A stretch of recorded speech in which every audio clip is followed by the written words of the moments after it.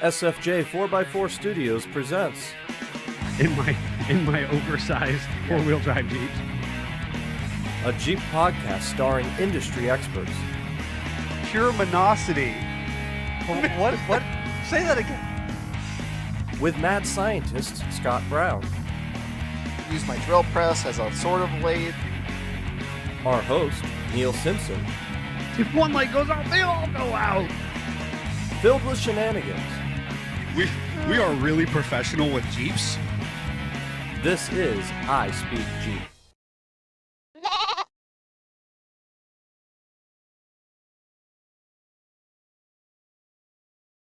Us. Try it again. There was no sound. Oh, good morning. Wherever, however you are joining us, Jeff, the producer, apparently didn't give you sound. So now you should have sound. Let us know in the comments. My name is Neil with SFJ4x4.com. No, you're Goose. I am Goose. For those folks who can't see, They're not quite the full. I'm rocking aviators. Yeah, they need to be a little bit bigger for your face Yeah. to really fit. Interesting. Those are actually small As for a you. product of the 80s, I'm kind of insulted that we're only half aviator here. Yeah. Wow. I feel like these are a sufficient size. I really don't want them any bigger, but Well, if you're gonna be rocking Gotta- the '80s aviators, You you gotta gotta. embrace it, man. Yeah. these were this was a gas station purchase when I was about to do a bender to the Carolinas. I was headed to Charleston about a year ago and I had a migraine and I just needed to go through and I was like powering through. And so it was by the power of Advil and gas station sunglasses. Yeah. I threw it all on and I powered through my banger down there. But anyways, for those at home who can't see me, still doing the eye surgery piece. I thought I was good, and then I sat down. I saw the studio lights, and I That's was like, bright in here. "It's bright in here. It's bright. It's bright." So the aviators went on because that's all I got today. So, well, I already threw Jeff out there because he didn't give us sound right away. Yeah. That sounds So who are you with your jerky shirt? the best Thanksgiving hoodie. Anyway, the maddest mad scientist Scott Brown. I'm glad to see that we're producing hoodies, and finally, I think those are going to be going out today or this week. And Jeffrey, our producer, Yeah, you have your. Yeah, I have the no matter what season it is, adventure awaits, and that's Yes. got the zombie chasing the turkey, chasing the Christmas tree. And these can be yours. All you have to do is head over to sfj4x4.com and place an order. You can hit us up on our Facebook Messenger and put in your order. And there's a very good chance, not a great chance, but a good chance that if you place your order today, you may have these for Thanksgiving. You're going to be wearing that for the Christmas parade this week? He says that, but our listeners, for the most part, our listeners won't even hear the episode until Wednesday. He has a very good point. So you probably won't That's a very get good it point. if you order it when you hear this. Yeah. unless that's true. Unless you're live with us right now. And if you are live with us, I would really love if you go out and you could share the live into your favorite social group or local club, page. Just get the word out and allow some other folks to get in and enjoy, all things automotive and Jeep related. Additionally, as you're well aware, we are live on the Book of Faces. And we are live on YouTube. And speaking of being live, we have a lot of comments rolling in this morning. So Mudhorn Gladiator, good morning with first. Good morning. Got first this morning. Giaga Jeepers, good morning. Amy Brown, good morning. Daddy Jeep, good morning, guys. And he could hear us. Mudhorn Gladiator had commented that they had to beat Joe and Roy to the comments. Well, you did a good job there. Winner, winner, chicken dinner. Fred Moda saying good morning. Brad Davis saying happy morning, or happy Monday, fellas. Justin saying, what up, guys? I'm babysitting today. Nice. And then Joe Brilla is looking for his pants as usual. Fair. Eric Elliott, good morning, gentlemen. Good morning. Good morning to everybody. We appreciate you getting into the comments and being an active participant in this program. And like I said, if you are joining in some capacity, spread the message, get it out there, put it into your local social groups and Jeep clubs and automotive groups. And let's keep the fun going in the process. We are prepared to talk about a fantastic topic today. Mm-hmm. Yeah. And it is the last kind of quote unquote normal-ish podcast for the year. Then we'll do our Christmas special. We got our 3 weeks of That Christmas. means I got to write lyrics. means I got to sing. You got the easy job as far as I'm concerned. Actually, the hardest job is our listeners who have to listen to me sing. I That's think true. That is true. Probably the reality. But they all look forward to it. I haven't figured it out. I don't understand. They just like me make a fool of myself. Yeah. Jerry's saying good morning as well. But before we get into the episode, take a few moments, like, subscribe, follow along, give us that 5-star review, but also not just give us a star rating, but go in and actually leave a review so we know what you like about the show, what you want to see more of. Put that in writing in the review for us. And for those who might not have seen the title or can't see it or are going to be joining us late, what is it? What are we talking about today? Well, Elon just allegedly dropped an H-bomb, so we're going to talk about that. He teased us. He might be killing the EVs. Yeah. We might be killing EVs. Yeah, we're going to break that out and talk about the advantages, disadvantages, what we know, what we don't know, what the rumors are. And then also real quick into the comments again, we got Oaks Whittling saying, hi, everyone. Happy Thanksgiving. Bill McWilliams saying good morning. And then Daddy Jeep saying it's like watching a car crash. Not sure what that's about. I think that's about listening to me sing Christmas carols. Let's be honest. Oh, it probably is. It's one of those things that you don't want to watch it, but you can't help but watch Correct. it. That's what he's saying. Yeah. That's what he's saying. Yeah. He's ambulance chasing my Christmas carol. I'm going to drop an album just for Rob. And maybe Oh. Rob of Daddy Jeep Garage YouTube channel, maybe he wants to do duets. Yeah, right? collab. We'll collab. We could do a full recording episode We'll do a of full- audio, and then we'll release the album with a free special T-shirt or hoodie promo with it. Nobody wants that. Nobody wants that. I know, which is why we got to do it. Nobody knows they want it. That's right. Nobody knows. We know what you want. Before we get into our main event, our main attraction, this is the week of the Christmas parade, and we are expecting a nice turnout. We have some potential for some wintry mix, in fact, so it'll potentially feel like winter. The last I saw was some cold temperatures will be coming in and maybe some flurries on Friday. And that is Black Friday. Hopefully our listeners at home will still prioritize joining us. You might be hearing it, Wednesday or listening to it Thanksgiving. You know what? Some people turn Christmas music on for Thanksgiving, or just a slow, family meal, like subtle, music in the background. It's football, man. What are you talking about? Well, you could turn us on in the background. You could do that. That's true. Well, that's maybe what you should do for Much Thanksgiving better than dinner. Christmas music. I agree. Just load up like 7 of the podcasts and Just give it that extra day before you turn on the Christmas music, because starting Black Friday, everybody, everywhere you go, will be playing Christmas music. Oh, they already are. Me and Mariah Carey, we're bosom buddies. Already are. And if you're I'd like to be. I'm sure you would. and if you're going home for Thanksgiving to Antarctica, Yes. make sure you watch some. Home to Antarctica. Make sure you download some episodes so we can have all 7 continents. Yes. Yeah. Check them all off the list. Yes. This Friday, parade. Join us. Be here in person. Be part of a huge conglomeration of people who are decorating their Jeeps. All Jeep models are welcome. I'm just saying, we're shooting for 100 this year. Where we land here at about 4:30. We start our own lineup. As of this weekend, we still did not have a full confirmation from the parade organizers. This is their first time, while the parade has been going on for eons. This particular group organizing it, this is their first time. And so as of this weekend, we still do not have any confirmation of where the parade is lining up or anything, honestly, anything. We have had Perfect. absolutely nothing. Well, We'll cheap our you know way what we through. do have? We have a shout out to Freedom Crawlers, because they're going to bring some people to help line up the Jeeps and help keep that organized. We're for going to us. be lining up here at our facility and doing some parking and organizing vehicles so that we will control what we can control. And then we'll go get in line somewhere. And we think that the parade route is largely unchanged year after year. What I heard is the Jeep parade will be unchanged. The Jeep parade is going to do what we're just going going to do us. Yep. We're going to Jeep our way through it. Yeah, and it'll absolutely. Be fine. It'll be fine. Back to comments again, because it's just the comments are on fire today.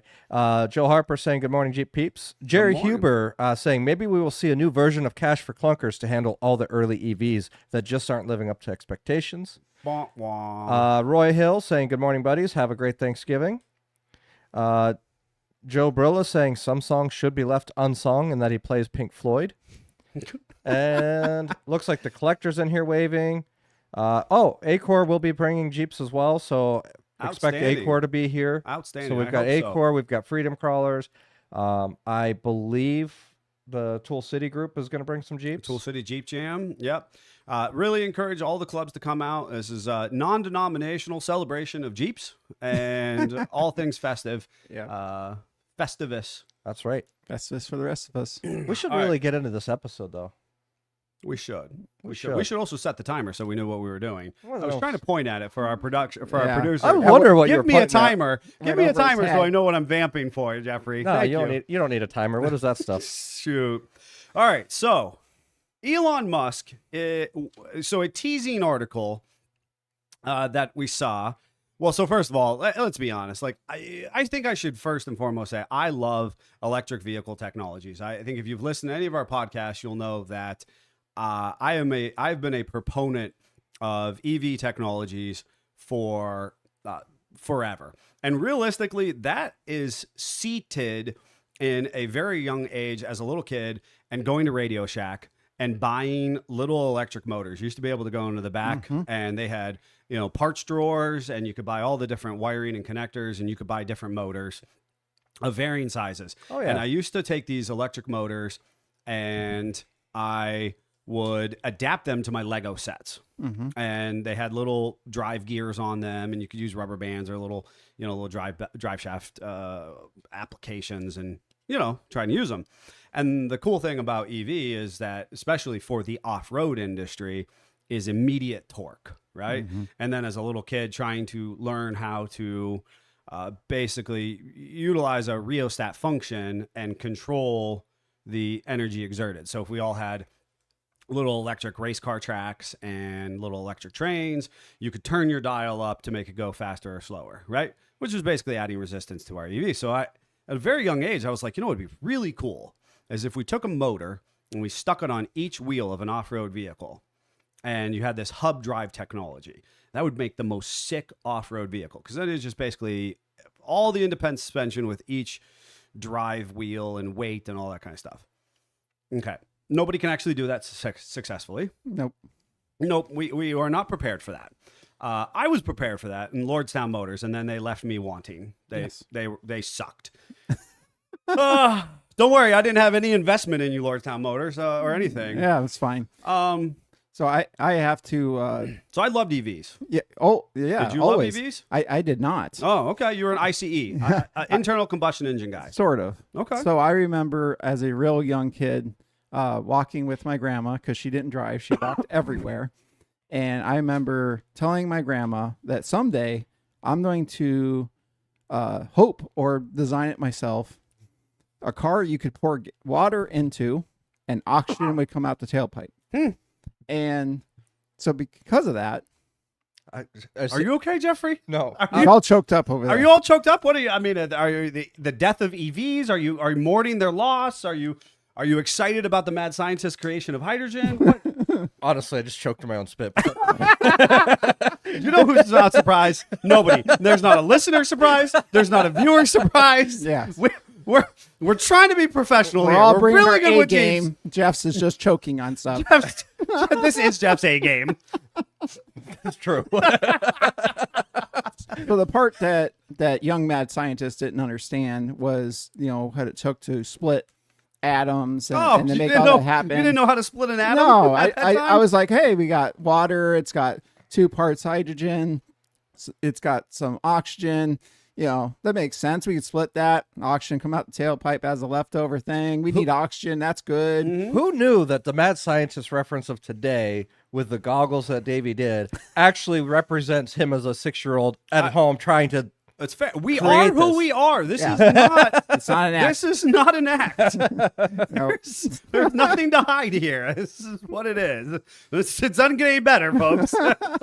well, it does get a little bit better, and we'll talk about it at the end today. But if you're on Patreon, well, let's just say if you're not on Patreon, go sign up right now. You should be. There's a really good video release that just happened on Patreon. Oh boy. Oh, fair. Oh, yay. Yeah, we'll talk about it afterwards. Yeah.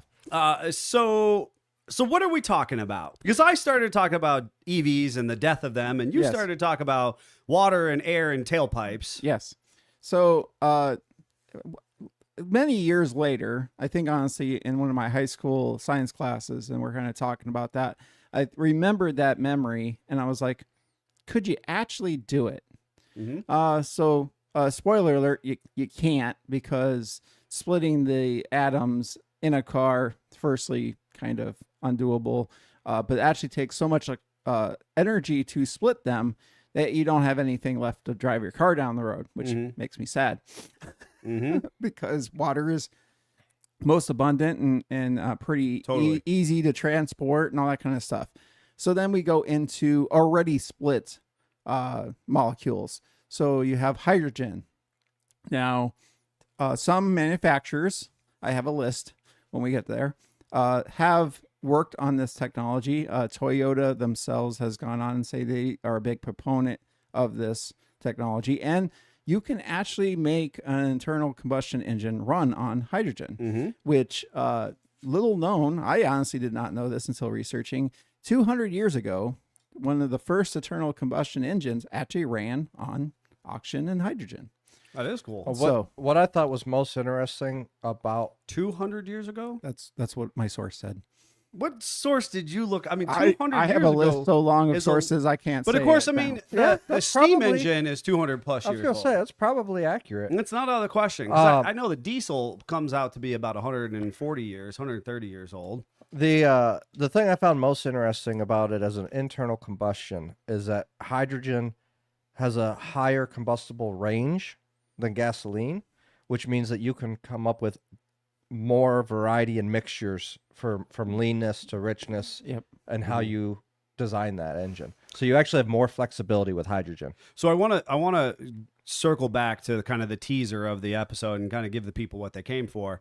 There is a rumor from, I don't know, somebody close to Elon Musk, and there is no validating source Yeah, to substantiate You this. can Google and find a billion different articles Correct. saying that Elon Musk said this, but not one of those articles has a substantial source referenced. All right, there is not anything to directly connect him and substantiate this as a claim, but the claim is that Musk, and if you have been living under a rock for the last 15 years, I will just enlighten you. He does a couple things with electric vehicles. Yeah. And He actually loathes the idea of hydrogen and is a huge proponent of electric vehicles. well, and so the storyline is that that possibly seeing some of the inherent current limitations in electric vehicle technologies and infrastructure, that as just a sensible businessman, it may be beneficial to his brand to release a hydrogen-powered vehicle. Tesla Model H 2026. So whether there's actually any truth or relativity to this, we have absolutely no idea. We're here to just kind of continue the gossip and kind of play upon this potential statement. Now, I'm going to be the first person to say that when his quote-unquote truck was teased, it was also just straight up rumor mills. And then when we saw the first pictures of the truck, everybody thought that that was also a rumor or a joke or a Right. ruse. And so it would not be out of the question that this is kind of his playbook. So until we see him on stage with a hammer with a fuel cell, we really don't know what's going on. No, but don't. I think we're going to see it. I really do, don't. because it's where the technology is taking us, and I believe that working towards that zero emission efficiently, you're going to see more production in the hydrogen market. Yep. And because he's a smart businessman, he's going to capitalize on that as quickly as he can. So to have a Model H by 2026, I wouldn't be surprised. Now, I am going to kind of recenter the conversation into the little bit of the quote unquote death of the EV, and kind of expand slightly upon what Jerry Huber is saying is those vehicles living up to our expectations. As a proponent of continued redevelopment or development of electric vehicle technologies, I do believe that there is a possibility for it to be part of our future going forward. I like to think of vehicles much like kind of the financial sector. The average investment, financial advisor, their recommendation is diversification. Is basically not to put all your eggs in one basket. And so as an automotive enthusiast, I like the idea that we have other options other than your standard gasoline powered internal combustion and diesel. I would have loved, and if you listen to my, these previous podcasts, I would love to have a diesel EV option, which we, for whatever reason, that's, I don't know, mind numbing to the population, but whatever. But an alternative option to, gasoline, internal combustion and diesel. And so the idea of having PHEV or straight EVs or a hybrid, diversification of platforms is beneficial to our automotive community as a whole. So I kind of support the production of it all. Most recently, and why I think we're seeing more blips of hydrogen conversations, most recently, certainly amongst the Jeep community, Stellantis is really, really struggling with the cumbersome release, launch, and kind of maintenance of the 4xe lines. And while I absolutely adore the engineering, the community that's grown up around this, the average consumer is not wholly invested in kind of being the beta testers for this. Right. And so the average consumer is really struggling to with the constant recalls and the potentiality for the risk associated with owning one of these. Like, hey, you can't plug it in anymore. Don't charge it at your house.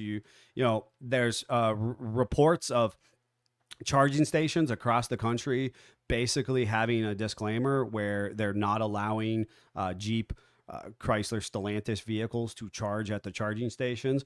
Again, are these isolated events that just get a lot of airtime on the electric vehicle forums? I don't know. Is there actually some greater issue here? Factually, Stellantis is struggling to make the 4xe program meet the needs of the average consumer.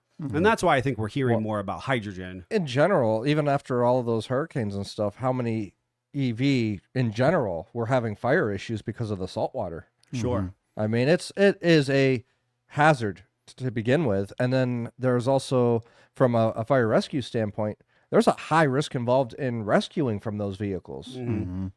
Yeah, there's definitely there are many pros that there are also some unforeseen cons that we just kind of weren't fully prepared for as an automotive industry and as the average consumer. Yep. And that's what we always want to do when we're looking at something to fuel our transportation, is you want to look at something that's really abundant, which if you don't know, hydrogen is one of the most abundant things in the universe. It's everywhere.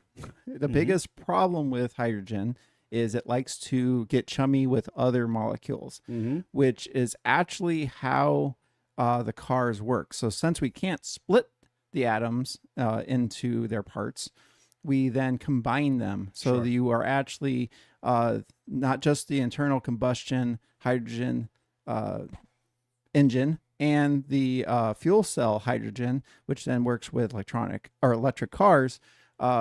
Water comes out as a byproduct. Right. So you're actually just dripping water out the back as you're driving along. Right. Our primary liquid is dihydrogen, to my knowledge, and basically it's the combination of two hydrogen cells. Yep. Where at a molecular level, people are getting real loosey goosey, and we create heat energy. Yeah. Is the kind of the root cause of the function there. They combine it with oxygen, and they get chummy and make water. And through that process, with that reaction, we have energy expelled, and then we use that energy to go down the road. Now, so some of the vehicles that are currently or have been out with this technology we have the Honda Clarity. They also are working on a CRV FCEV, which is actually joint with GM, which I thought was super interesting. They have the Toyota Mirai. Yes. And they have swapped one of those motors into a Hilux pickup. So the Toyota Motor Company actually started hydrogen production in '92. Yes. And you know what? What was that GM video, that docuseries? Who killed the what? Was that the Who Killed the Electric Car? Do you remember maybe. that sounds documentary? familiar. And I'm fairly certain that was from a late '80s or early '90s, the very first EV car conversation. You're talking about the GM car where they went and repoed them. Yeah, where where people in black suits showed at people's houses and took their cars back. took their cars away. I want to jump into the comment real quick because Joe Brillo just asked, how is it any more risk than 18 gallons of gasoline? And I want to take a moment just to answer EV? EV. Okay. EV is more dangerous to fire rescue personnel because, unlike the movies, gas tanks don't simply just explode every time there's a car accident. Where Justin Ford Pintos. when you're dealing with an EV vehicle, you cut the wrong spot trying to rescue somebody or extricate them from the vehicle, you get electrocuted. It is actually very dangerous. That's why they have the big orange trunks of wire so that it identifies to fire rescue personnel. Don't cut here. There's a lot more hazards involved in knowing the risk of that and the fact that the batteries do not just get put out easily. Gasoline fires are very easy to control. Electric battery fire is not as easy to control. Well, and I think that a lot of that, if we're just kind of creating a broad range of understanding, looking from a bird's eye view, it's because we've been putting out automotive fires for 100 years. Yes. Right. And I think that's where we're splitting the hairs, is to say we have, just like anything, practice makes perfect. Throughout all of your experience as, fire rescue or first responder, even my very limited experience in first responding, we had to put out a flaming, it was a bucket of gas or something. Yeah. They lit something and it just kind of sat there and smoldered, and we had to use the different propellants to put it out. We had that readily available to us as the very mild first response that I did. But even so, the fire is less likely to happen with gasoline than it is with an EV. Yep. So back to vehicles, we have the Hyundai Nexo, we have the Mercedes-Benz F-Cell, we have the Hyundai Tucson FC EV, Land Rover's working on something, BMW is, and obviously GM. The Toyota is the most sold vehicle with about 14,300 sedans. Hyundai has sold 1,600 cars in 6 years. So that's flying off the showroom floor there. Wow. Right. They are talking about with the CRV that it will be 300 a year projected, and they're going to be all lease, and they're going to be primarily in California. So I actually believe the Honda Clarity is no longer in production, is what I believe to be the case. But yes, it was due to lackluster sales. And I think part of the issue is there's just not a lot of understanding. They literally didn't tell me how many were made. And just so you have this round, there's about 17,000 hydrogen cars on the U.S. roads currently, which obviously is 95% Toyota. Right. Right.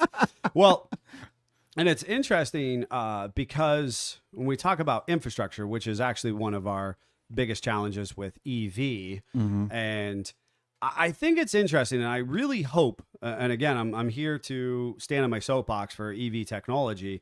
I really hope this is not an E85 craze, right? Yeah.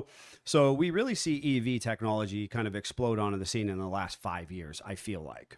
And certainly from Stellantis for fact.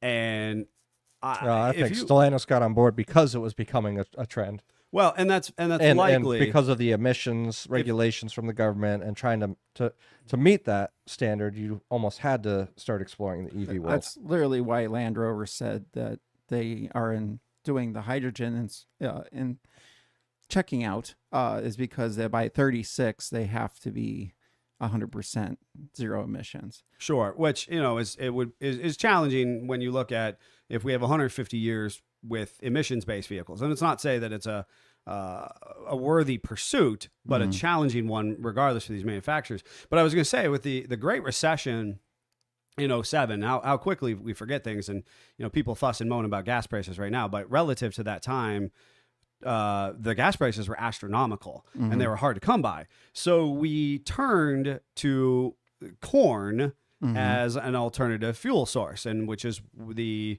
refining process of that corn is how we eventually get E85.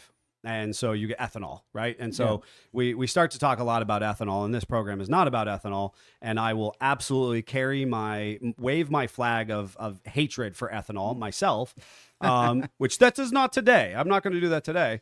But we took an industry, and all of a sudden we pumped an entire huge amount of federal and local monies into the production of ethanol.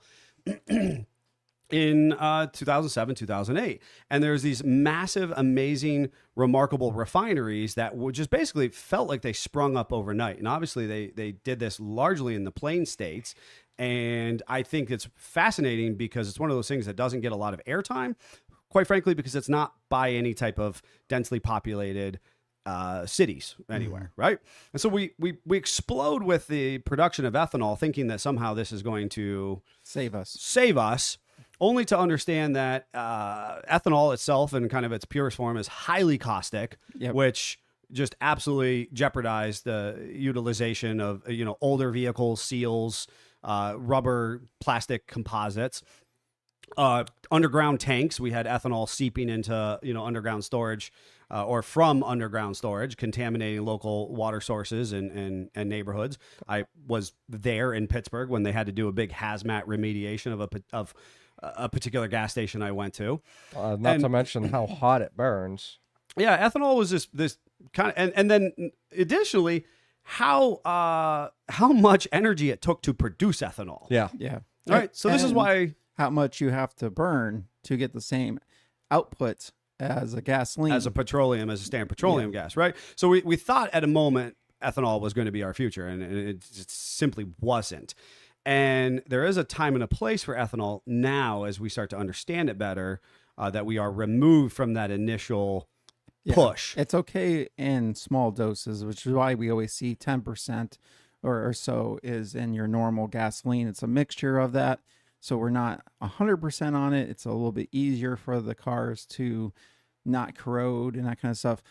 Unless you have a 36 Ford, and then you go and you get the non-ethanol. Right, totes. I get it, right? I mean, this is back to what, leaded versus unleaded. Almost. Yeah. Almost. And so I pray that EV technology is not the ethanol of 2024, right? Yeah. That we're not, that this current concern that we're experiencing with some of the safety protocols, some of the mileage range.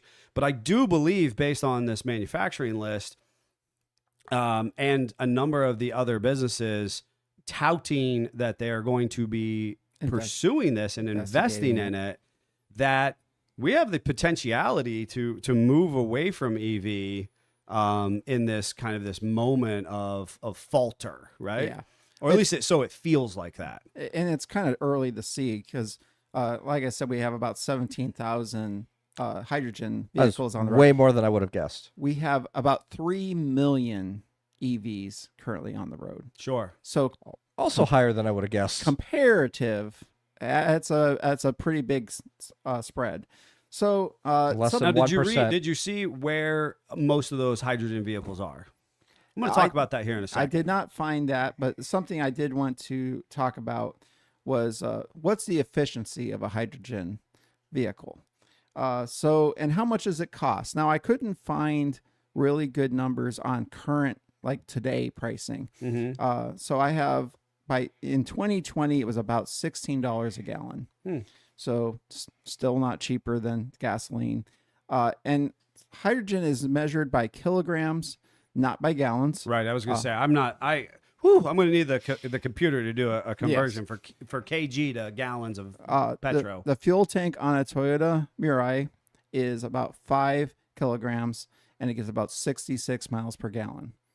Now, the biggest challenge with just a regular and internal combustion hydrogen engine is they're happiest at a standard constant output. So if you want to do a hydrogen internal combustion generator where you set it at 2,000 RPM and let her run, she's happy. But if we want to get in and be America and be able to stamp on the gas and take off and then slow down and that kind of stuff, that's a challenge. And the efficiency is not great. Right. The efficiency decreases exponentially. Yep. And the stability of it, I understand, as far as how it detonates, changes as well. Yes, it's a little bit more. I pulled up the prices. It actually, there's different ways that it's produced too, whether it's electrolysis or from natural gas. Yep. And there's different prices depending on how it was made. Oh, interesting. So like if it's from electrolysis, it can be anywhere from $5 to $12 per kilogram. If it's from natural gas, it's $1.50 per kilogram, but it has a large carbon footprint. Yep. And Because then it releases carbon dioxide then. if when it's they do for it. if it's for a light duty fuel cell vehicle, that's $16.50 per kilogram. But it's expected to drop as more retail stations open and is used more. And that is a challenge. Currently, there's not many stations available for this. So much so that I thought this was interesting. Toyota, to try to help sales, was giving away like 15,000 amounts of hydrogen per car. And basically saying, come buy our car and we'll give you free fuel. Yeah. Because it's such a challenge. Now, once that runs out, you're on your own. Yeah, but hopefully by then they'll have more stations, and Which was our conversation with EVs. It's a long as well. game of sorts. hydrogen for transit buses I thought was the most interesting because this actually breaks it down for what the equivalent would be if it was an actual diesel bus. Okay. So liquid hydrogen for a transit bus can cost around $9 to $10 per kilogram, which is equivalent to $4 to $5 per gallon of diesel. Which is kind of where we're sitting as a nation right now. Yeah.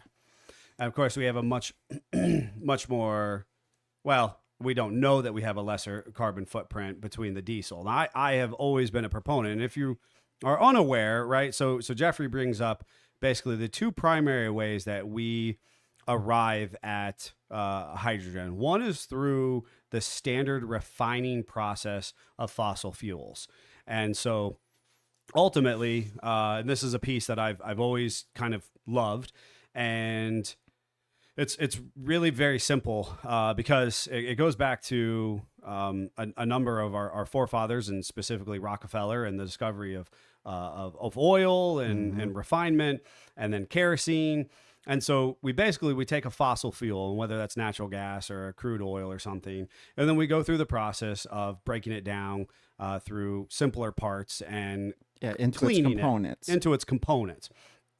And so hydrogen is specifically derived from natural gas, but through the refining process, which is steam methane refining or reforming, is the actual specific process for pulling hydrogen out of natural gas.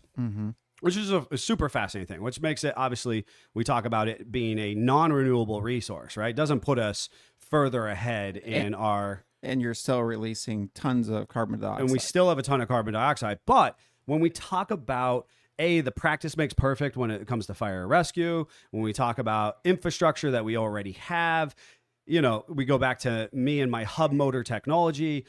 Like, if humans have been doing something for decades or maybe even 100 years, it's way easier for us to kind of keep banging our head in the same spot over and over again and go, okay, well, it's just a little bit better, so I'm going to keep banging my head in this spot, which is exactly how we're currently getting our hydrogen. And so we have, quote unquote, I'm doing air quotes for people listening at home, the powers that be are going, hey, we can pull hydrogen out of fossil fuels, but why would I really worry about pulling hydrogen out of fossil fuels if I could just do gasoline, and we already have gas stations everywhere, and as a businessman, I'm just going to sell gasoline because it just makes more sense. Right.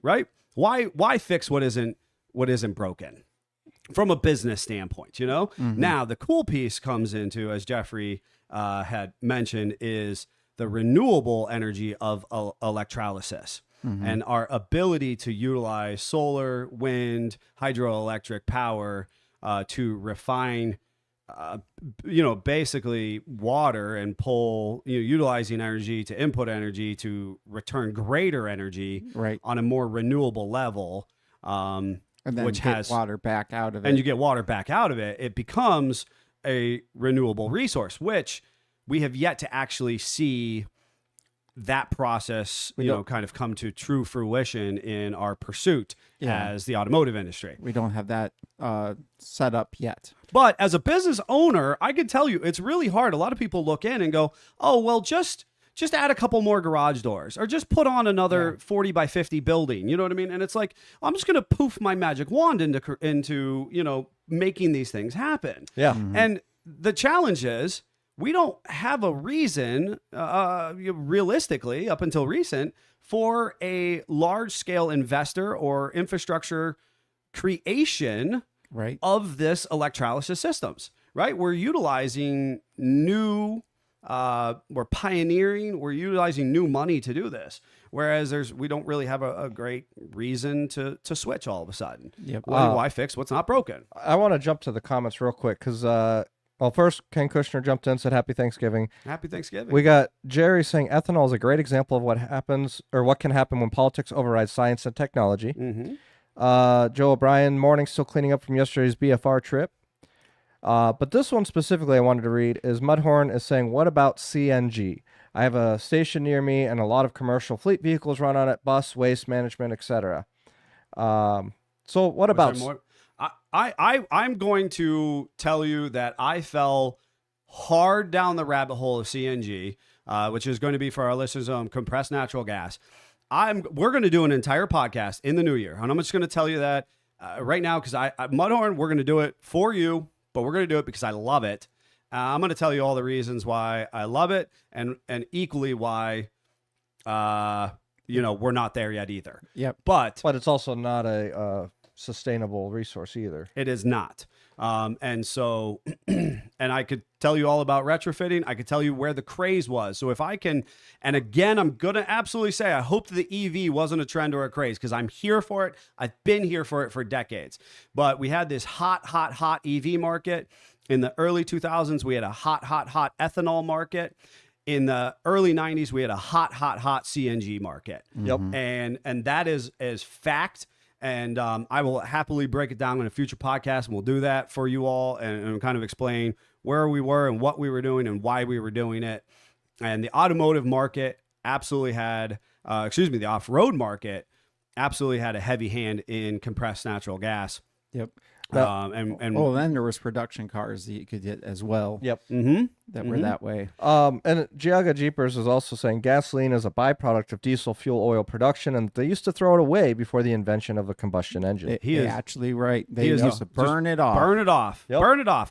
And you know what frustrates the heck out of me is that diesel, and again, I'm just going to stand on my soapbox. Diesel electric, folks. Diesel is the easiest thing to make. Yeah. Out of that process, we could input so little energy and just produce diesel, and then we could refine diesel. But right? it's smelly. We could refine diesel, right? Let's not spend energy on the 70% of the other things that come after diesel. Let's just refine diesel into nice, clean diesel and then use that to power our electric generation. So we get kind of the best of both worlds. We get a great torque band. We get longevity out of mileage. We get to hear the vroom, vroom of engines. Yeah. And then we get More electric. efficient. 100%. I don't understand where I've gone wrong in this process, but maybe somebody out there, one of our listeners, will write in and tell me why that is the wrong thing for us to do, even though we power all of our locomotives across the world this way. Yes. Okay. So, but I'm back to hydrogen production because, as you mentioned, electrolysis. Now, it's interesting to hear electrolysis being arguably more expensive. What I heard you say in its crude form, Yes, it is more expensive because, again, the infrastructure to make it simply doesn't exist. It's right. easier to take one of our functioning refineries or one of those abandoned E85 ones. No, not those. They're just sitting collecting dust in some farmer's field at the eminent domain. Don't worry, I'm not salty, Big Daddy government. But Took his corn away. you took some farmer's corn away. Anyway. You did, and you put a refinery there that only lasted for 5 years. But that's okay. Not a big deal. We're moving on. We're talking about hydrogen. So So- something that I thought we should bring up, because everybody, we don't remember the Hindenburg incident, but in Right. 1937, we had pretty big disaster Yes. with hydrogen. Yes. Because it also is a very light we molecule. use it because it's lighter than air. And we had airships at that time. That was going to be their 6 weeks Yes. of transport. Is we were going to have airships, the world. I wrote an entire paper on that. Did you know that? No, didn't know I that. did. And what took the literal wind out of the blimp was the fact that they had a spark. Hydrogen is very flammable, and the thing went up in like instantly. Right. And people, it was very, very bad. Right. It was unstable. It's an unstable. So we have had people go, well, how are our cars going to be safe with hydrogen fuel cells? Because now you have that bomb on the vehicle. Well, they use carbon fiber spun containers for them. Mm-hmm. And they say because of that you could pretty much destroy the car and that container will still be That fuel safe. cell will be safe. And speaking of that, one of probably the most elaborate, talking about the carbon fiber chassis and container production, is we actually have a company called Hyperion, and I believe I'm saying that right. And what's fascinating about the Hyperion is their objective is to create a supercar, an all-wheel drive supercar, which is capable of 1,000-mile range, but also in speeds of excess of 212 miles per hour and 0 to 60 times under 4 seconds. Sounds or like at something 4 seconds. young mad scientists would have loved. Fascinating enough, company was founded right here in Columbus, Ohio. Oh, In 2011. And it wasn't until 2015 they had gained enough traction that they relocated. And this is what we were talking about, access to it. And I will circle back to the refining process of how we were getting things and where stuff is coming from. They relocated to California because California has what is loosely called the hydrogen highway. And so Hyperion relocated their production and research and development team to California to take advantage of the hydrogen highway. And along the hydrogen highway, last known good statistics ranging within the last 4 years has about 42 open to the public refueling stations. Now, this is compressed hydrogen and not the fuel cell technology that you were just dipping your toes into. yep. But that they actually have these, the infrastructure is being developed and prioritized there. And those facilities, and we go back to that refining process because it's simply easier to utilize these refineries we already have that are making diesel and gasoline and the different variations thereof, and ship it into an actual place where people can publicly consume it. The buses that Jeffrey had already mentioned and a number of our other fleet vehicles that are running on this, folks listening at home may or may not know, it's actually pretty hard to get into one of the commercial fueling stations. There are fleet cards and special contracts that are set up that are accessory to our standard open to the public gas station. At minimum, it is not the customer service experience that you were used to. Right. And as a frustrated trucker at heart, I have found myself in a number of situations where I am attempting to refuel at a commercial or a wholesale refueling station. But yeah, they're not friendly. They're not friendly. No. They're also cumbersome. I mean, up until recently, I was refueling at one of these because, quite frankly, I just liked his diesel fuel better. And they were still writing paper carbon copy receipts. They were running my credit card number with the thing. Yep. And still giving me... Step back into 1982. I was just going to say, is like Davey, for instance, would he even know what that is? What that is that you're even talking about? Yeah, Savage does, but maybe not everybody. I have a fun, quick sidebar story about that specifically. I remember being at a store where they sold stereos and speakers, that kind of stuff. 'Cause as a young teenager, of course, that's what I was interested into. And the power went out. And they had all these people that had all these purchases, and suddenly their computer was down, their credit card processor was down, and all these younger people at the counter are going, what do? We just can't make sales. And this older employee pulled out from underneath the counter a machine, Dusted up, blew on it. blew on it, and dust came off. Right, And he's like, we can run cards like this. And the guys were like, what? What is that? Yep. Where did that come from? And Right. the guy was in his glory. Yes. The It was fun his moment. It was his 15 minutes of heroism. nowadays, you can't even pull that machine out because cards don't have the numbers embossed in them anymore. That's Ooh, true. good. That's a good point. That is absolutely true. So the carbon copy wouldn't do any good. Nope. And this Nope. was like 20 years ago. So Yeah. Mine was not 20 years ago. I must have still had a card. Obviously, it wasn't with one of the chip cards. So No. it was longer than 4 years ago, but Yeah. not that long ago. yes. And I was at a commercial refueling station, which then is a fun kind of segue to how this has crossed over into our aftermarket industry. In 2022, there was a group or a guy out of Detroit who actually retrofitted a really cool old hot rod truck and took it to race in the Optima race series, which if you watched my coverage from 2023, we actually went. It was my favorite Jeep. It was a Wagoneer or a Cherokee inspired. It was a Cherokee inspired race application, which I absolutely loved. And it was part of the Optima race series, which kind of culminates at SEMA. And they took this truck and they transported it to Las Vegas. And it was a big hoopla because it's the first and only vehicle racing in a actual sanctioned, race series that is a hydrogen-based vehicle.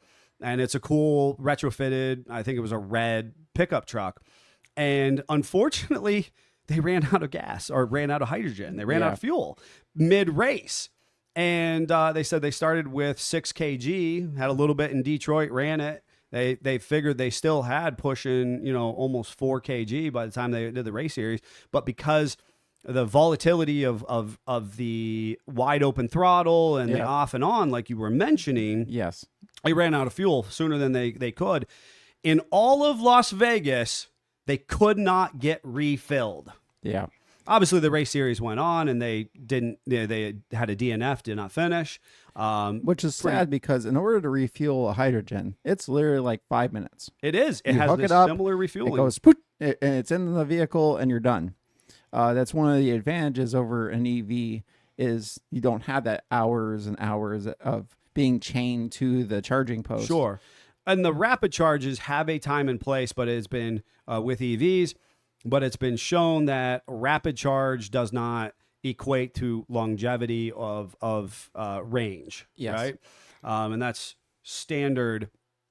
That's kind of your standard expectation is that we want range out of these. Yes. So it's pretty cool, and I'm excited about where this technology will take us. Right, we have from the manufacturing level, we have the rumor mill of your celebrity auto manufacturers to reputable auto manufacturers. I mean, Toyota themselves going on 30 plus years of actually producing a viable hydrogen vehicle, and yet we don't have any infrastructure here in certainly the Midwest, Great Lakes, Northeastern region to satisfy or support it. So Toyota saying, we're going to give you free fuel, and people are not even able to take advantage of it post that, I'm excited about where the future will take us. There's a couple unknown manufacturers who are also kind of playing in this game, just like EV with Rivian and Lordstown and a handful of other ones. We're in a state of pioneering, and I hope, as I've mentioned specifically, like EV, that it's not a fad or a trend or something that's going to go away, but something that will help us diversify as certainly as the United States, but globally, and we can develop infrastructure and technologies that will allow us to enjoy our vehicles for many, many, many years in the future. I think that that's one of the challenges when people suggest change.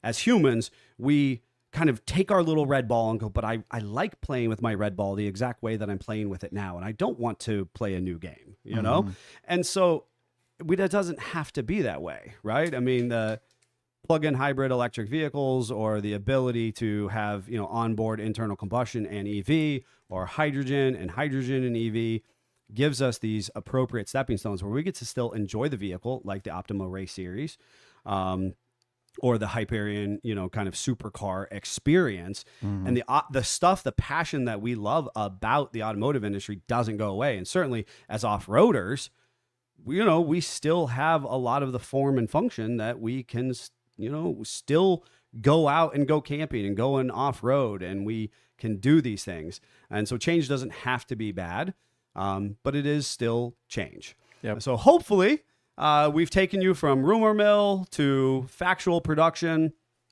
to, aftermarket and infrastructure, and you have kind of a good taste for the potentiality for hydrogen-based vehicles in the future. I don't think anything's going away anytime soon. I think we're just kind of in a stepping stone as we broaden our horizons, and kind of that fossil fuel petro grip loosens a little bit more. In the future, and when I say the future, I do mean the new year, we'll do a CNG one and talk about how much I loved potentially running my vehicles on CNG or propane of sorts. They're not the same, but similar technologies go into it. I suppose that covers things for now. The parade is this weekend. You still have time to get yourself some really cool merchandise. Head over to sfj4x4.com or hit us up on our Facebook page managers. Message us. Let us know what your order will be. We'll take care of you from there. It's been a rip-roaring good time. Anything else for the good of the order, Jeffrey? Other than to just stay tuned if you want to listen into us, just chit-chat afterwards.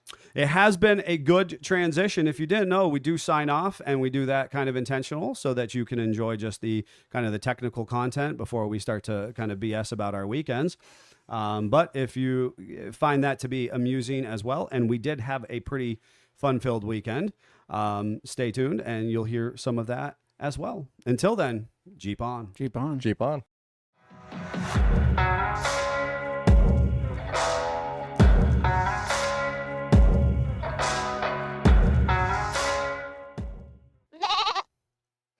I actually had two other manufacturers I didn't get to, which is probably best because one is called River Simple. That one I can pronounce, but that's the actual name of the auto manufacturer. Because who did Tesla? There's another EV manufacturer that This is a great story. Yeah.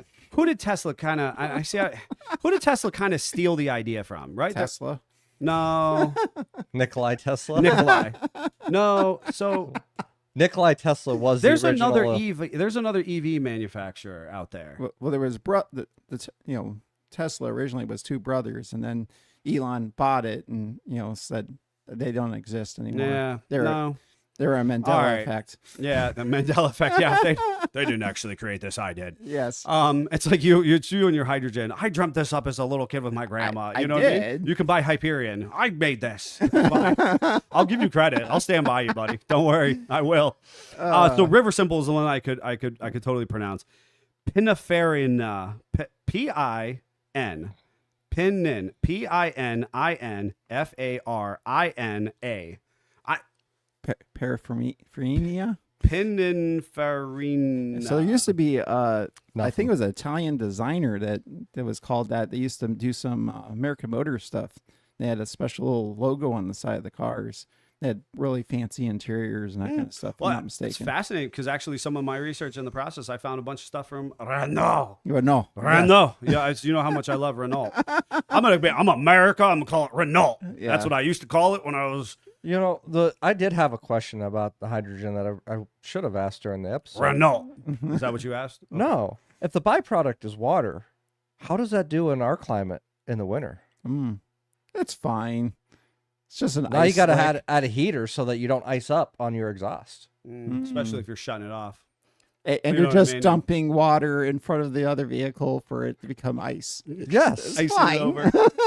And I'm sure it's not it's a like lot a of water James being Bond- dumped, it's like but James it's still, Bond, you know what I because mean? water vapor is what it Right, actually it's is. water vapor. But still, That's fun to think of. Yeah. It's like James Bond. I'm just gonna Yeah. put my water slick out. Yeah, you actually have a collection tank that collects it all and lets it condensate, and then you dump it. It's like when your windshield washer gets way too powerful and you can actually blow it over the vehicle. Now I'm just spraying the water off. It's like a little fire hose on Right. board. There you go. Discharge as I go through, an intersection. So we know what we did this weekend, sort Yeah. of. Well, Is our it- Patreons definitely know what we did this weekend if they're What? logging into So that. we found out that- Neil did this weekend.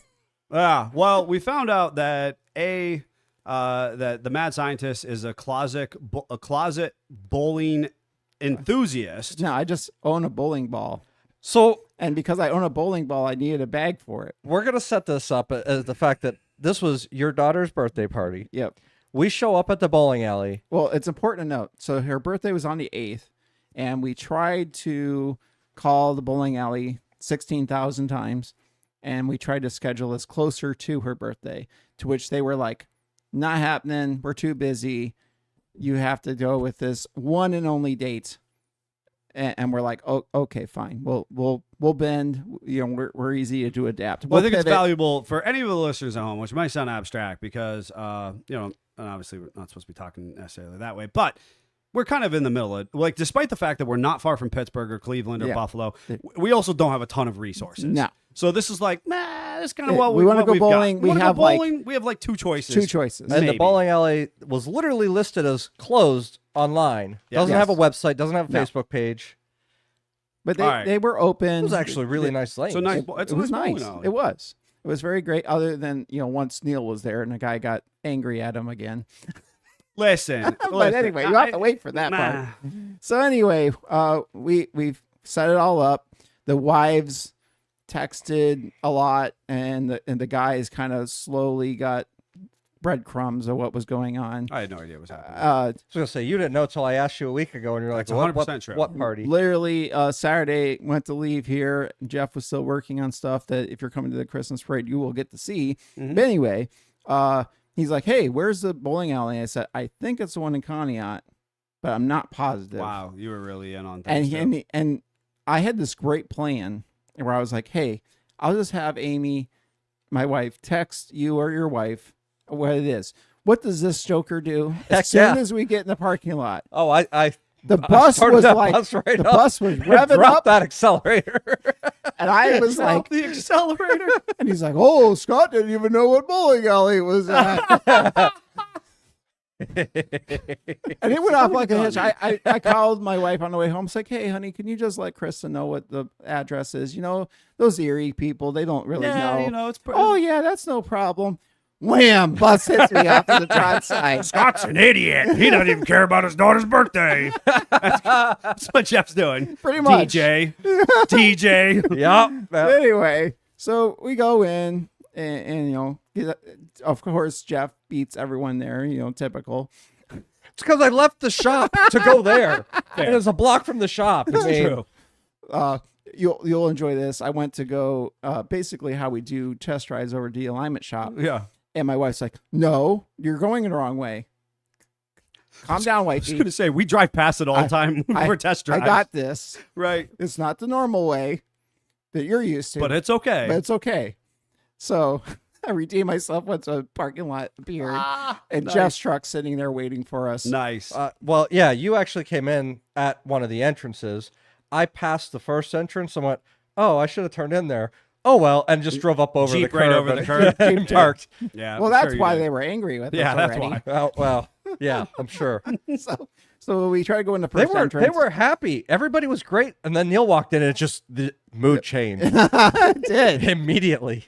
Half the staff just immediately walked out the door. They're They gone. did. They bounced. Half the staff. It was two people, so one left. That's true, though. Don't let facts get in the way of the good No, story. Right? That's true. Especially when it's facts. Right. Facts. So All we right. had basically 3 lanes. Mhm. We had 2 kid lanes and my wife. There was 18 or 20 lanes there. Nobody else in the bowling alley. No. because they were We closed. were allowed 3 lanes. Yes. So we had just kids. Then we had my wife and mostly kids. And then we had us guys and Jen when she got there. Right.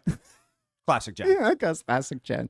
Neil was Jen for the first game. Oh yeah, I was exhausted. What we weren't prepared for is we had a sandbagger in our group. Yes, 'Cause- there was a I would con amongst us. I wouldn't call that a sandbagger. Well, I haven't bowled in 15 years, yeah. guys. But I was quite the bowler originally, though. I was a league bowler. If- but if it's I been would've- 15 years. If I would have known that you were bringing your balls, I would have brought mine. If you can't, True. if you didn't that's, know, that's all true. That's what. I literally said, "Huh, I could have brought mine. I even have shoes." And Scott's like, "I don't have shoes." Yeah, I'm not that hardcore. And then I went, "Huh, maybe I should just not admit that fact." so you then, should not admit that. So then we go up the bowl, and at first I thought I was going to do all right. Then I promptly fell on my I face. thought you were going to be a stud. And then Oh, Jeff, he goes up there and bowls a strike and then a spare, and we're like, "Holy crap!" yeah, and then it went downhill much faster from there. But Jeff just once he realized he could use my ball, Right. it was like game changed. It was a game changer. Well, we use his tools constantly. I That- feel like that's it's a tr- little. that's- There's a that is little bit of fair. a trade-off. Yeah. It is fair.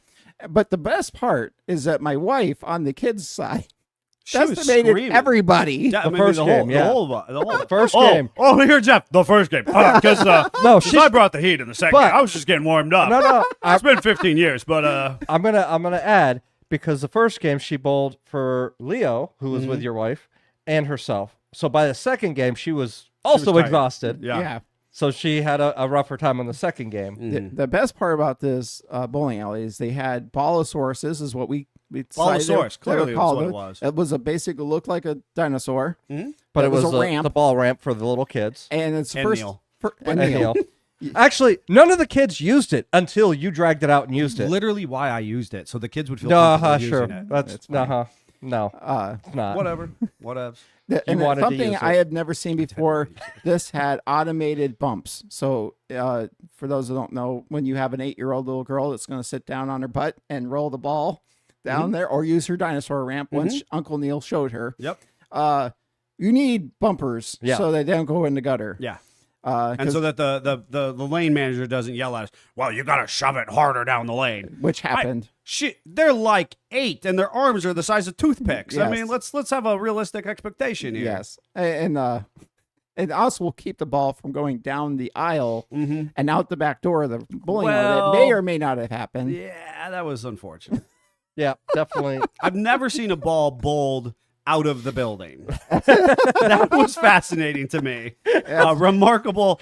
It wasn't out of the building. It was into the back of the building where they actually maintain the lanes. That's just an SFJ difference. It was just Your son was falling in your footsteps. He was an overachiever. Yeah. absolutely. It's like this is something different. He's like, I'm gonna hit the pins all the way in the back where we can't see them. The back storage closet. Takes out the whole closet. Who cares? It's fine. But yeah, it was a good time. It was fun. Jeff is, obviously the bowler extraordinaire. No, If you've ever watched, No. if you've ever been tortured by watching like PBR on ESPN in the middle of the night when they have to have it on for some contractual obligation, Golf is played out. I mean, and the God bass forbid. bass. you said fish- PBR. I think you meant PBA. I don't even know. I guess, But we maybe haven't you need got- a PBR after watching bowling, But we haven't gone all the way to bass fishing shows yet. right? We had that in term where Yes. we're going to do bowling shows. Yes. Yeah. That's Jeff bowling. That's watching Jeff bowl. Yes. I mean, he has this Little form. flick of the little toe. flick. He's got this little body thing going Yeah. on. I was not ready for I this. love when you tried to mimic it and you went up and you did the little syncopated booty shake ahead of time and then complete straight in. Oh, Watch the video on Patreon. I'm not going to say what actually happened.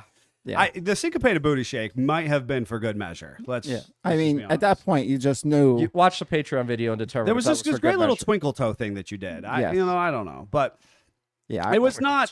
I don't love bowling. If people maybe do or don't, if know enough about me, I like contact sports. I like intensity. I'm not really a great golfer. As far as I'm a great competitor. I want to compete at everything. Yes. But my Especially when attention, his wife is involved. especially Your competition throw level, down. the first game, You were ready. You were trying to come for me. That second game, you're like, I don't even care. I'm Dude, just here I to have had the fun. best workout in the morning, and then I just would bowled that first game, and I used up every bit of fuel in the gas tank. Yeah. I was done. I was smoked, you know. Yeah. And The you know, best but- part is at the start of the second game, the grumpy old man just turned his back to us and started watching football. Yeah. Yeah. He was not here for our I shenanigans. was not here for our No, shenanigans. he was like, I'll watch Ohio State play and just ignore that they're even here. Yes, pretty much. You know what? So the thing is, great family, great local family who's incredibly charitable to the local community. I applaud them for that. I've grown up going to that bowling alley for social functions, And right? that is inherent the problem. And that inherently is the problem because Because they know you too well. I have shenaniganed too much in that bowling alley. Yes. Maybe you should and- do a public apology. And my name is Neil Simpson, and I apologize for catapulting, shot putting, and hiking the ball across multiple alleys and lanes at the local L Camp lanes. Please sincerely accept my apology for the fact that I can't grow up. And we'll be Since doing it again. And we'll be doing it again. Yes. There you go. That was it. Yep. Yeah, so it was a good time. And then honestly, I peeled out. Jennifer and I peeled out because we had the opportunity, good friend of ours. So we left the fun birthday party and we immediately banged down to Akron, to the Akron Civic Center, to what I believe has the potential to be one of the best up and coming symphonies, which I think is just you guys are going to absolutely love. And it is literally called the Video Game Symphony, or VGS. And they tout themselves as the only complete orchestral ensemble in the world who plays a 100% video game score, meaning all of their music has been composed in-house from notable video games and online games and computer games. So if you're into gaming, this Speaks to your soul. Speaks to your soul. And so a good friend of ours and kind of a regular, kind of just removed from the business, the Angry Turtle, is, you know, coordinated this group to go down, and Jason got us all tickets, and it was awesome. And we sat down not knowing 100% what to expect. And of course they open, I think they open with The Legend of Zelda, which is obviously pretty recognizable music. Especially to our generation. Correct. And then of course they go after that, which is it's a whole piece. So it's, 5 to 7 minute long piece. They go into Mario Yep. and have just this great composition of Mario inspired music, and then into Halo. And I'm going to tell you right now, Halo was one of like the best. Like it was Halo insane. had some really epic music in It it. just epic music. And So I can't even imagine how that scored out. And the thing is, I'm not a great video gamer. This is kind of what I was going into before. And I'm not a great bowler. I'm not a great golfer. I never got into video games. I like big, bold, intense building.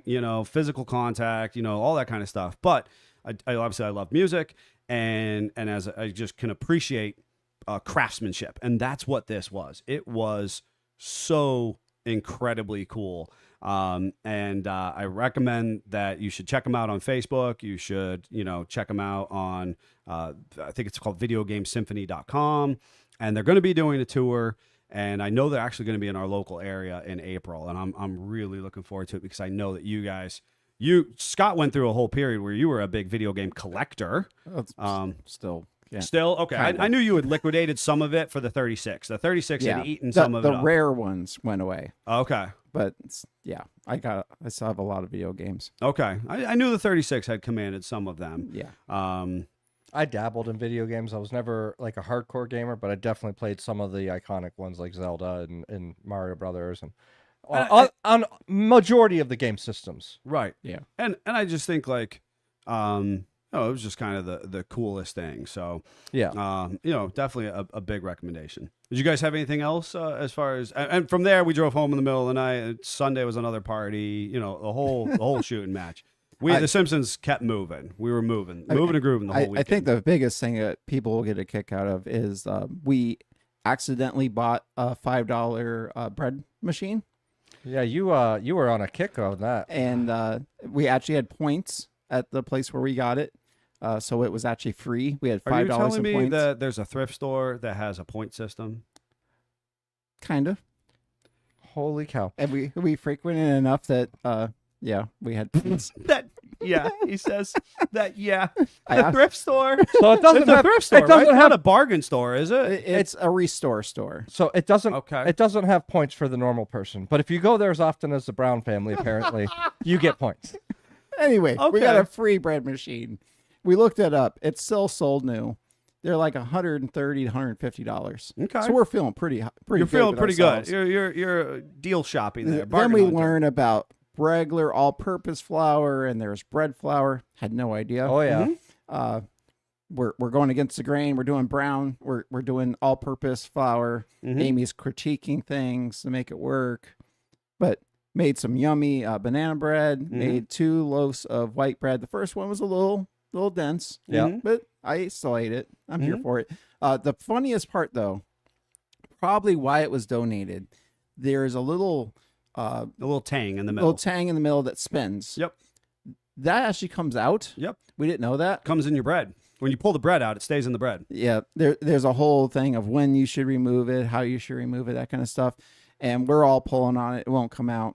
So I went to the garage, got some vice grips, got some towels, got a hammer, got a punch, made that thing come apart. not.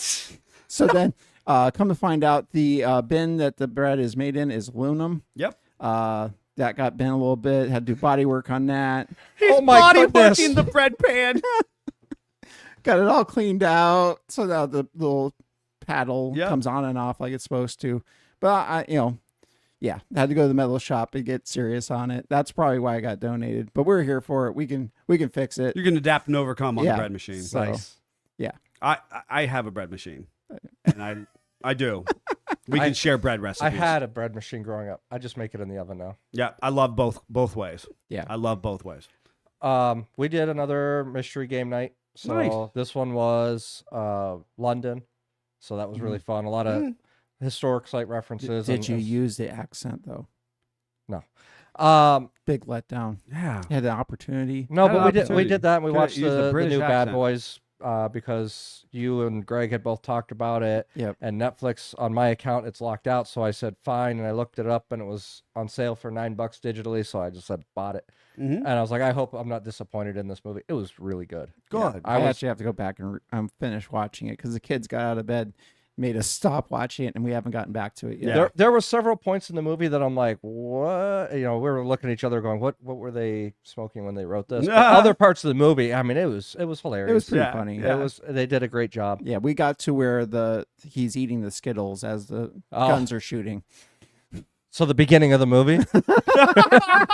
I think that's like the opening scene. That's what they got to. But you took his reference based on he watched 30 seconds of the opening scene. That's good, Jeff. That's good. We're ride or die here. Welcome to the SFJ family. Full commit. Now you know what Scott's steak was. Yeah, Scott and Greg recommended it. Oh boy. Yeah, that's not. Yeah, that's it's a not Bad great. Boys movie. It's gonna be good no matter what. Yeah, it was good. I don't know. I guess we should probably just sign off at this point. I thought there was music that There vamped was, out but on I us. never hit it because I wasn't talking. All right. Jeffrey. You know what? Happy Thanksgiving to anybody. If you're still in there with us, we hope to see you at the Christmas parade. We thank you for being part of this. I hope you shared it. If you're watching on YouTube, like, share, subscribe, do all those kind of good things. Share the goodness, and we'll see you at the Christmas specials. And